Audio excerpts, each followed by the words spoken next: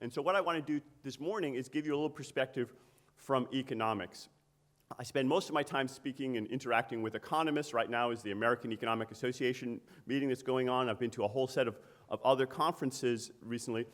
And you may not be surprised to know that economists tend to take a more pessimistic view on a lot of what's happening. It's often called the dismal science. Inevitably, I'm cast as the, quote, techno-optimist in these panels. One of my favorite sparring partners for this is a guy named Bob Gordon. He wrote a terrific book called The Rise and Fall of American Growth, emphasis on the fall. And we go around, we've been friends for about 20 years, we have dinner together, and we agree on a lot of different things, but we also disagree on some things, especially about the likely trajectory of the future. But one thing we agree on is that Bob points out that there are, history has been shaped by a number of what he calls one-time inventions, things that could only be invented once, and then you just can't progress further. He gives some examples, for instance, penicillin or air conditioning. Once you get climate control to 70 degrees or whatever your comfort level is, there isn't any real benefit to being more precise than whatever temperature you like. Or one of his favorite examples, actually, is the indoor plumbing and the flush toilet. And he talks about the tremendous and often underappreciated benefits of simple but important inventions like indoor plumbing. And as The Economist featured, there's a real debate in the economics profession about whether all the really important inventions are behind us. In fact, just 2 days ago, a report came out by Nick Bloom, John Van Reenen at MIT, Michael Webb, and Chad Jones, basically making the case that ideas are getting harder and harder to find. We're running out of good ideas. We're putting more and more effort into trying to make tech progress go forward, and yet we're not seeing a lot of results from it. I don't take that view, and I suspect many of you in this room don't take that view. I think we are on the early stages of probably the biggest one-time event, to use Bob Gordon's words, the biggest technological revolution, which is around artificial intelligence. And some people have called it our final invention. If we can solve intelligence, we can solve so many other problems. And we are the generation that I think is on the cusp of seeing a lot of those hopes and dreams come true. But I'm not going to give you the optimistic view today, because I don't think you guys need to hear that. I'm going to give you more the perspective of some of the concerns that economists have and share those with you so you can hear about the challenges, because I'm not an unconditional optimist. I don't believe that things will inevitably turn out correctly. Along with Andy McAfee, we've been talking about a term we called mindful optimism, which is this idea that we have to take action to make sure we get the right kind of future to occur, which I think is very much in the spirit of the Future of Life Institute. So instead of talking about the great things that AI is doing, let me talk about some of the challenges and some of the concerns. And a good place to start actually is with horses. It turns out that back in 1493, there were no horses in the United States. They weren't native. And Columbus brought them over on his second voyage, and the number of horses that were employed grew steadily over the next few centuries. And in fact, even as the railroad, the so-called iron horse, became very important in the country, the number of horses grew right alongside it. But as you probably know, we don't use horses a lot for transportation anymore. In fact, peak horse happened back in 1920. A little less than 26 million horses were working at that time. And since then, the number of horses employed in the economy has been falling. It turns out that although they were able to withstand wave after wave of technological innovation, better chariots and stirrups and even the railroad, the automobile really, and the trucks and the associated technologies really made it unnecessary to use a lot of horses. And today, if somebody came to me and said, hey, you could have a horse, Eric, for free, and you could use it, I don't know, to go between classes or something, I would say, nah, that's okay. I wouldn't, even at zero price, it wouldn't be worth it for me. So the question occurs, a number of people have asked, is will humans go the way of horses? And Andy and I wrote an article with that title, but we were echoing this guy, Wassily Leontief, a Nobel Prize winner, who first asked the question, and he answered it with a resounding yes. He thought, using his input-output table that you can see behind there, that as technology progressed far enough, the need for human labor would shrink, and ultimately humans would go the way of horses and would not be a necessary input in the economy anymore. And it wasn't just him. There were a number of other great economists. I won't go through the litany of them, but most notably perhaps is John Maynard Keynes. He wrote a terrific, short, very readable article that I pointed to called Economic Possibilities for Our Grandchildren back in 1930.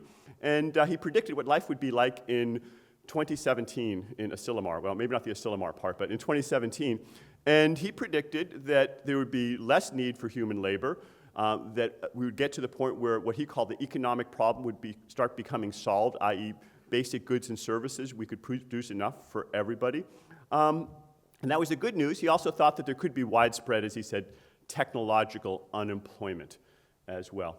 Now, I have to be clear, many people, in fact, most economists don't agree with these views, and there are some strong arguments why they are wrong. And let me lay those out, but also let me show you why some of those counter-arguments aren't as strong either, and ultimately, I'll bring you to what my view is and maybe see if you all agree. This is a topic we'll be discussing this afternoon in a series of panels and discussions. So, of course, horses have a fairly limited set of capabilities. Humans can do far more things, and if you automate the power of a car, the muscle power, you still need somebody to control it, to drive it. But increasingly, we're beginning to automate that as well. So the question is, can this automation, not just of the horsepower, but also the brain power, progress and affect every part of work? So why not? Why wouldn't humans go the way of horses? Well, so there's been some strong people taking exception to this view. One of the people who's spoken the loudest about it, and we've had some great conversations with him, is Mark Andreessen. And he makes a series of arguments. I think one of the most compelling ones is just the argument from history that, look, we've had wave after wave of technological innovation, and after each one, there weren't fewer jobs, there were more jobs. And the total number of people working is greater. Now, admittedly, the population is also growing, but we haven't had a disappearance of jobs. And a number of economists are also making this argument. David Otter, our colleague at MIT, has also made an argument along these lines. The concern I have with this is that just looking at history isn't necessarily that reassuring, at least not to me. I have no doubt that if there were a talking horse in 1900, he could point around and say that, hey, the number of horses has been growing for all these centuries. You know, why worry about it? It's going to continue the way it has in the past. And of course, that horse would be wrong because the technology evolved to a point where it had enough capabilities that the horse labor wasn't necessary. So by itself, I think this history argument is something that, you know, makes us concerned, but I don't think it's very definitive by itself. Another argument is challenging what economists derisively call the lump of labor fallacy, the idea that there's just this fixed amount of work to be done, and that if you automate some of it, then that means there's less for humans to do. The reality is that people can invent new things that they want to work on. In fact, the National Academy of Sciences made exactly this argument, 20, 30 years ago. And I can show it to you graphically, a little bit of economics 101 here for you. There's something literally called the law of demand, and basically it says that most goods and services have a downward sloping demand curve, which means that as you lower the price, you increase the demand for them. When things get cheaper, people tend to buy more of it. And depending on what the slope of that demand is, or more technically the elasticity of demand, you may actually have more of an increase in demand than you had a decline in price. You may end up spending more than you did before when the price falls. It might seem a little paradoxical, but if you think about it, there are many examples where the price has fallen, I don't know, jet travel, and we spend more now than we did 50 or 100 years ago on some of those goods. So that's totally possible, but again, this isn't completely reassuring. There are many other goods where as the price falls, it becomes a bit smaller and smaller share of our input and smaller share of our cost. Agriculture and food is a prominent example. In 1800, it was 92% of the workforce. 1900, 42%. Today, about 2% of the workforce. We spend less and less because even though the prices become much cheaper, there are limits to how much we can eat, although I know many people are trying to push those limits. But it ultimately is not something that we just buy more and more as it gets cheaper. More fundamentally, the reason that horse labor disappeared wasn't that we became satiated with demand for transportation. I'm sure we travel far more passenger miles now than we did earlier. The real reason was that there were other technologies that allowed us to do that, and even if we had increased demand it didn't mean that there'd be more demand for the horses because other technologies allowed us to do it. Which brings us to another argument, which is this argument that human needs are infinite. And here are two other very famous economists who make this argument that, sure, you satisfy one set of needs, but then there are other needs that become, emerge. Thorsten Veblen did a little play on words, saying that, in fact, it's not necessity that's the mother of invention, it's an invention that's the mother of necessity. That we will discover things that we didn't even know we needed until we start using them after a while, whether it's our iPhone or Facebook or whatever. And this is particularly powerful when coupled with a fourth argument that Jim Besson and others have made, again, David Otter, which is that humans are often indispensable for certain types of production. And in fact, the data showed that although ATMs have automated a lot of work, the number of bank tellers went up from the 1990s until 2009. Although important footnote or postscript to this is, since then, the number of bank tellers has started falling again. So if Jim were to update his data, he would not be able to use this quote anymore. But his underlying point is an important one, which is that for many tasks, if you automate some of the steps, there's still an indispensable component that requires human input.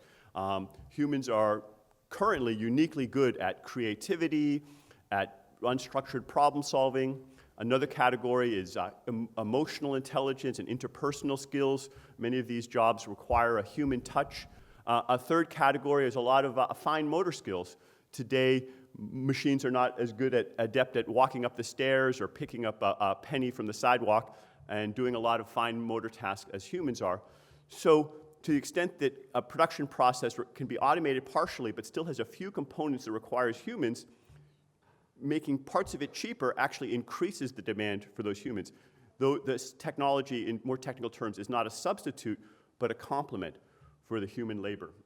I think this is probably the most powerful argument over the next 5 to 15 to 20 years, but you AI researchers can help us understand. We'll have a panel this afternoon to discuss further exactly where that boundary is. My experience leads me to never say never, that whenever there's a task that I think can never be automated, I end up running into somebody in a lab somewhere that's working on using technology to do exactly that task. And it's not hard for me to do a thought experiment, which Andy and I discuss in our book. We call it the Android experiment, where imagine that you were able to make an automaton, a machine that had all the capabilities of a human. Then what would happen to the economy? Well, then clearly this argument would, by definition, no longer apply. And I guess it's a technological question as to whether we could ever reach that point. But if we did, then we would not have any demand for human labor anymore on any of these dimensions. But that brings us to the fifth difference, and I think ultimately the most important one, of how humans are different from horses. And that's that we can vote. We control the economic system. We get to run how things are organized. So we're not just passive actors. We can control things. And people can get angry if they don't feel like they're getting their fair share. We certainly saw a lot of that the past few years, that this anger can be channeled in lots of different directions, some of it constructive, some of it less constructive. And I think that if we don't take charge of how the technology is affecting people, if we don't think about the effect on institutions, then other people will take charge of that conversation. And to the extent that some people are being left behind, they will listen to other voices. So I think it's incumbent on us to try to understand those flows. Let me briefly describe a little bit about some of the technological changes that are going on, whether it's in manufacturing, in warehousing and logistics, in services, and increasingly in the cognitive tasks that previously had been immune. I was on the AI 100 committee where we talked about even a lot of skilled jobs like pathologists being increasingly affected by these technologies. And what's going on is that we're seeing more and more parts of the economy being affected. It's showing up in employment, and it's showing up perhaps most importantly, not in employment, but in median income. And this chart here, the red line, is the real income adjusted for inflation of what the median person and the median family in the United States can buy. And a similar pattern is holding worldwide. That's the person right at the 50th percentile, half are above and half are below. And for most of history, recent economic history, that was rising right alongside productivity. But for the past 20 years or so, it's become decoupled.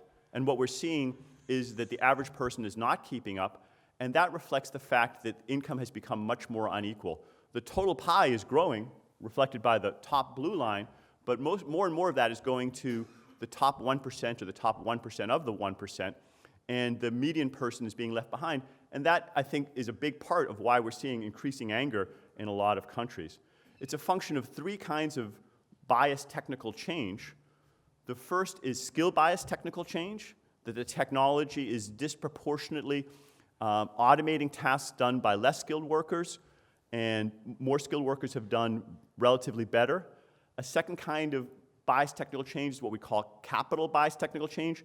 I think Jeff Sachs is going to talk a bit about that this afternoon, but you see the orange line there is the share of GDP that's gone to labor, and recently it's started falling more and more steeply, and if anything, this kind of underestimates the effect on the average worker. This includes income going to CEOs and sports superstars and others. And thirdly, I would call something I'd call superstar biased technical change, which is the share going to the very top of the income distribution, not just the 1%, but here's the 1% of the 1%, and that is at an all-time high. There are a number of reasons for this, but most economists agree that the most important single reason is the way technology is being used. If you have a good idea or some talent or maybe some luck, you can take that and replicate it across millions or billions of people, and you can become very, very wealthy. But if you are in those categories where your skills are being automated, you're on the other side of the coin. So since our conference in 2015, as Max said, the conversation has really fundamentally begun to change. This was a relatively minority, small view back then, but you're hearing more and more people weigh in on it. Nobel Prize winners and many others are beginning to come around to this view. I think Daron Acemoglu is particularly prominent because he was a major skeptic 2 years ago, but to his credit, he went out and looked at the data, he did the research, and now he has turned around and said, you know, actually this technology really is having an effect on employment. And Jeff is going to talk about some of these issues later this afternoon. There's been a slew of events. None of these had happened before 2015, and so it's been a big change. I don't have time to go through all of them. Thankfully, Max touched on a couple of them, but I would just note that Tom Mitchell, is Tom in the audience here somewhere? There he is. Tom and I actually met in Puerto Rico at the last conference. Somehow we hadn't crossed paths before, and so thank you to Jan and the other organizers for getting us together. That led to us cooperating on co-chairing this report. Sadly, I'm not allowed to tell you the contents of the report. It's embargoed until, I think, about 5 days from now. But I think you can guess at some of the views that will be coming out in that report. And many others. I'm not going to go through all of them, but these are available. And we're pulling together a collection of them so you can find them in one place. Let me finish by talking about two kinds of optimism. I said I was an optimist. Paul Romer talks about some people being unconditional optimists, and he compares that to a child waiting for Christmas presents. And you just know something's good's going to happen. If you just sit and wait, that's a great thing. And that's a nice kind of optimism to have, but that's not the kind of optimism that I have, unfortunately. Andy and I hope many of you, are mindful optimists, which means that we are optimistic if we take the right actions. And it's not the child waiting for Christmas, but it's the child who envisions, say, a treehouse that he'd like to have. And he doesn't just sit and wait for it to happen. He goes out and he works on it. He builds it. He says, hey, maybe if I get some wood, some nails, get some friends to cooperate, I can build a fabulous treehouse, the best treehouse we've ever seen. And that requires action on our part. So let me encourage all of you to take up a challenge, a grand challenge similar to the technological grand challenges that led to the self-driving car and robotics, but now it's an economic grand challenge. And that's to understand that these technologies are going to continue to progress, and thank God that's going to give us more and more tools to change the world. But we need to make sure that our skills, our organizations, our institutions keep up, and that won't happen automatically. In fact, I think we are falling further and further behind. That gap is growing. One of the reasons we're seeing median income stagnating despite more and more technological capabilities is that we have not been reinventing our economy the way we need to. And that's an area that requires real focus. At the Initiative on the Digital Economy, we've launched an inclusive innovation challenge to try to encourage people to work on this particular problem and create prosperity for the many, not just the few. But there are a whole set of policy levers. And my last slide, Jan, sorry, is that there's a whole set of parameters we can work on. We're going to talk about that from 3 to 6 this afternoon, a bunch of choices that we can make that will transform the economy. And by fiddling with these the right way, I'm extremely confident that we can not only make the pie bigger and create more prosperity, but create shared prosperity. But ultimately, it's not going to happen unless we actively work on this question. So again, thank you very much for organizing this conference, and I look forward to getting to work on exactly these problems. Thanks. So one thing you didn't mention is the 50% deflation rate inherent in information technology. So when this middle worker whose wages are supposedly stagnant buys a $300 smartphone, she's getting Yes. $1 trillion of computation circa 1965. And you say, well, she can't really benefit from all that computation directly, but she's getting millions of dollars of free services, a free encyclopedia, et cetera. Yes. So then the challenge is, okay, it's true for this really interesting world of information products, but you can't eat information technology, you can't live in it, you can't wear in it. The point I make is that all that's going to change. We're going to print out clothing in the 2020s with 3D printers and manufacture modules that you can snap together and build a house inexpensively. We're going to have vertical agriculture, which will automate food production, make it very inexpensive. So the value of a dollar is actually going up, but we don't see that because we take these gains in the numerator and the denominator. So people say, where's the productivity gains? I think this is a very important point, and I sadly had to cut a whole section of slides addressing this exactly, but since you asked the question, it gives me a chance to address it. You're absolutely right. GDP misses a big part of the value of the economy, and I've done a lot of research on the value of free goods, those goods that you just listed. I have a couple of papers estimating the contribution. It's hundreds of billions of dollars. It's quite significant, and it means we are underestimating growth to some extent. That's important. However, what Bob Gordon quickly points out to me is we were missing a lot of benefits in the past as well, that the flush toilet and others had significant benefits, penicillin, that weren't counted in the GDP as well. And it's not at all clear that the rate that we were missing stuff has increased. In fact, some people, Chad Severson and others, argue that if anything, the net effect of mismeasurement is going the other way. It's a debatable question. I think it's one that we need to look into further. But the second part of your point, I think, is the one we have to work on, which is that these technologies can allow us to bring the information revolution to other parts of the economy, and it may well be that the real reason we're not seeing the benefits is that they're still somewhere in the future. I don't think that automatically means they're going to be widely shared. That's something we have to work on, but it's a right way to think about it. Eliezer Yudkowsky. So indeed, like, automation has always been ongoing, but we've seen recently a drop in labor force participation. So there are various restoring forces that cause employment, like people getting jobs again. And if we're seeing labor force participation drop, we could say that automation has become more severe. We could say that something is like blocking the restoring forces, like implicit marginal tax rates, or making the high school dropout do paperwork. Can you address how we know that it's automation and not the restoring forces that are getting blocked? There are definitely a lot of factors, and I've emphasized just the role of technology. It's certainly important that there are other factors, whether it's tax policy, deregulation, globalization. I did a slide very quickly. I didn't read through all of them. I think most economists feel that technological change has been the biggest factor in the change in labor force participation recently.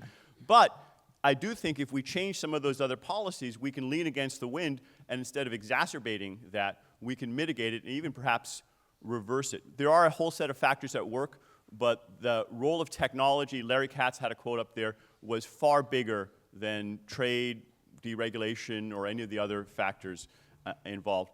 But this is something that we will try to sort through the importance of each of them. Ultimately, it's a good thing that there are other factors that are important as well. It means that we have more policy levers that we can try to counteract some of the effects that technology has had.